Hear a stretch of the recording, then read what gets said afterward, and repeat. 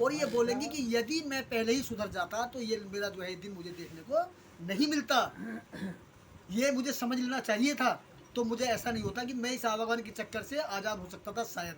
लेकिन आदमी कब समझता है, जब चिड़िया खेत चुग जाती है, पता लगता है उसको वहीं जा करके, जब लगता है पता यार कि यार बात तो सही बोल रहे थे, बिल्कुल बढ़िया बात थी यार, मैं समझ लेना चाहिए था।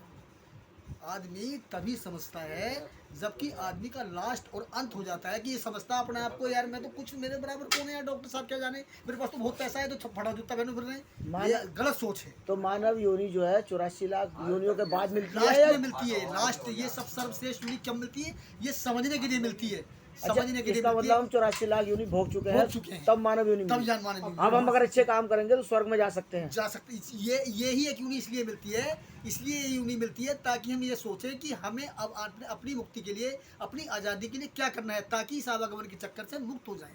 अच्छा, अगर मान लो हम अच्छे काम नहीं करेंगे तो फिर 84 लाख में पड़ गए। बिल्कुल जाएंगे, अवश्य जाएंगे, आपको जाने से भी, जाने से 100% नहीं रोक सकता, नहीं रोक सकता कोई भी आपको रोकने वाला पैदा ही नहीं हुआ।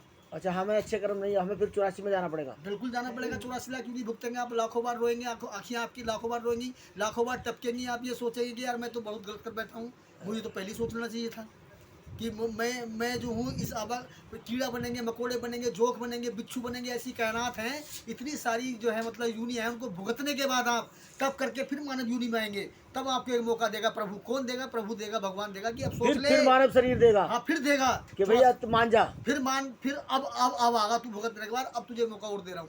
3 मौके मिलते हैं आदमी को, कि मान जा भाई मान जा। 3 मौके मिलते हैं आदमी, लेकिन ये मानने वाले नहीं है। 3 मौके मिलते हैं आदमी को कि समझ ले, मान जा, इस जो है माया मोह के चक्कर से आजाद हो जा। जिसने 3 मौके गवा दिए, हाँ, जिसने 3 मौके मौका दिए, तीसरा ऑप्शन तो ये है कि फिर तो धूल बना पड़ा रहेगा। अच्छा, स्वर्ग और नरक वाली बात है, स्वर्ग कहाँ है, नरक कहाँ है? तो देखो जी, स्वर्ग और नरक, सब स्वर्ग और नरक यहीं पर है। हाँ।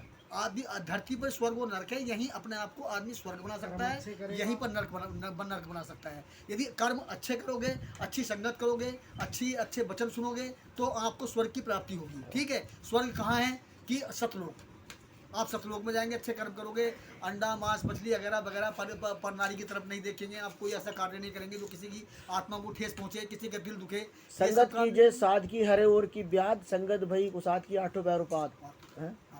तो ये साधु की संगत करनी चाहिए हमें। हाँ बिल्कुल, साधु भी वो नहीं कि जो मतलब जंगलों में बैठे, जो ढोंगी हैं, जो मतलब कटोरे ले फिर रहे हैं, जिन्होंने दुनिया भर के तिलक लगा रखा, उसको जो है उसको गीता भागवत। अच्छा, सतलोक, जैसे सतलोक का आपने जिक्र करा, तो क्या आप भी रामपाल जी के चेले हैं? नहीं, मैं चेला हूँ, धन धन सतगुरु तेरा आसरा, गुरमीत राम सच्चे सौदा का चेला हूँ, डेरा सच्चा सौदा, जो इस समय जिला कारावास में है।